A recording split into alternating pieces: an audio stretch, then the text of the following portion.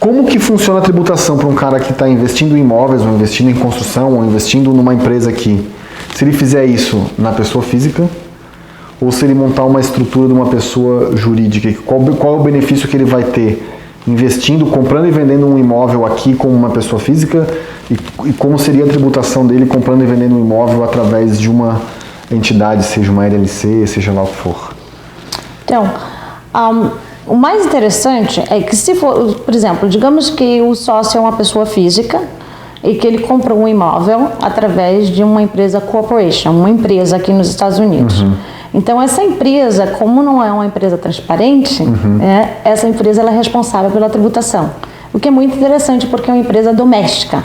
Então, hoje em dia, com a nova reforma tributária, as alíquotas baixaram bastante, a empresa é tributada a 21%, depois você tem o imposto para federal e você tem o imposto da Flórida. Tá? Essa é uma das coisas que, por exemplo, o indivíduo, a pessoa física, não tem o imposto o estadual. indivíduo não tem o imposto estadual, mas a empresa tem. A empresa tem, tá? Então, você tem dois impostos aí, você tem o imposto da Flórida e tem o imposto federal. Então, por exemplo, uma das coisas que é muito interessante, por exemplo, você comprou um imóvel, você vai fazer a declaração de imposto de renda federal e estadual da Flórida e também apresentar qualquer tipo de informações que sejam de partes relacionadas, porque ele seria estrangeiro, então isso é muito importante você declarar isso, porque a penalidade é muito alta. No momento de uma venda, tá? Essa venda ficaria sujeita a ganho de capital. O ganho de capital na pessoa jurídica seria 21% e também você tem o imposto da Flórida. A coisa interessante é que você pode também solicitar, durante esse período, a depreciação do imóvel. Por exemplo, se esse imóvel estiver sendo alugado. Então, você vai declarar todos os rendimentos de aluguel, mas você vai depreciar também o imóvel, que você é uma dedução, que você não tem o caixa, na realidade. Você não tem um desembolso, mas você tem um benefício. Sim, tu pode botar as despesas que tu teve de condomínio. Tudo, condomínio, utilities, IPTU, tudo que você imaginar. E também, se você comprou mobílias, você está alugando um imóvel que está mobiliado, essas mobílias todas você pode deduzir na declaração de despesa de viagem, o cara pode abater? Desde que seja relacionada ao imóvel, sim. Então você pode justificar através de eu vim para cá para verificar um imóvel, ou para fazer o registro, ou para assinar o contrato, ou eu precisava estar lá fisicamente, é muito importante. Claro que veio para cá de férias é um pouquinho mais difícil, mas não, saber como é que vai provar uma coisa ou outra, né? Não, mas muita gente fica aqui, por exemplo, que está fazendo reforma nas imóveis, entendeu? Então, daí tem algum tipo de custo que você vai implicar em destaque, tendo uma despesa aqui constante. Eu tive um cliente meu que passou aqui muito tempo, porque o imóvel dele, ele queria tirar, na realidade, a pessoa que estava alugando. Então ele veio para cá. Fazer o despejo. Ele fez o despejo, mas ele teve que atender realmente ao judiciário. Então ele teve reuniões, ele teve que ir para a corte, etc. e tal, teve que assinar, dar advogados, etc. Esse despesa toda que ele teve aqui, na realidade, foi relacionado com o imóvel dele. Aí ele joga isso na empresa, bate do... Exatamente. Entra como despesa, enfim, na hora que ele tiver o lucro da venda, isso entra como despesa. Exatamente. Agora, na pessoa física... Antes da gente entrar nesse ponto, normalmente uma pessoa que compra um imóvel, ela leva 2, 3, 5, 10 anos para vender. Ou seja, durante esses 10 anos, essa empresa só teve saída de recurso. Por quanto tempo a gente pode levar essas despesas lá para o momento da venda? Vamos dizer, eu comprei um imóvel em 2010, a gente está em 2020.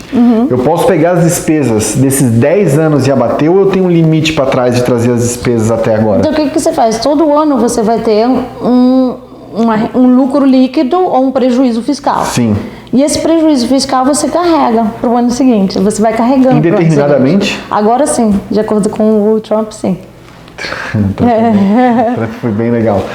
Então agora tu carregas 10 anos de prejuízo, tu joga isso, teve o lucro depois lá na frente, tira tudo. Tá, mais interessante, agora uma das coisas que você precisaria se preocupar, por exemplo, é no momento que você vendeu. Aí você vai distribuir isso com um dividendo. Então, esse é o ponto que eu ia tocar agora. Vamos lá pegar o exemplo aqui da Flórida, que a gente está na Flórida, enfim, a pessoa pode fazer a estrutura que ela quiser, mas vamos falar da Flórida. O cara vendeu o apartamento dele, tirou todas as despesas, vamos fazer conta redonda. Ele teve 100 de lucro líquido. Desses 100 de lucro líquido, o imposto federal é 21. O imposto da Flórida vai incidir sobre os 79 que sobra ou sobre os 100 que ele ganhou também? Não, então o mais interessante. Então o imposto da Flórida entra antes. Eu normalmente tento fazer antes.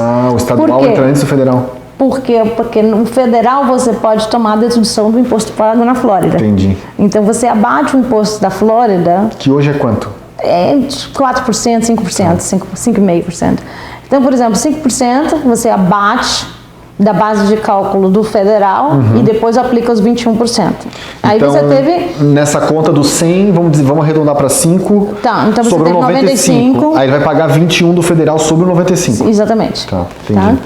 Então, sobre o 21 dos 95, você tem então agora esse lucro dentro da empresa. Dentro da empresa. Mas você quer estar no seu bolso. Exato. Mas você é estrangeiro, então no momento que você faz a distribuição do lucro, você vai ter o quê? Dividendos distribuídos e vai ter retenção na fonte. Que aqui é na fonte. 30%.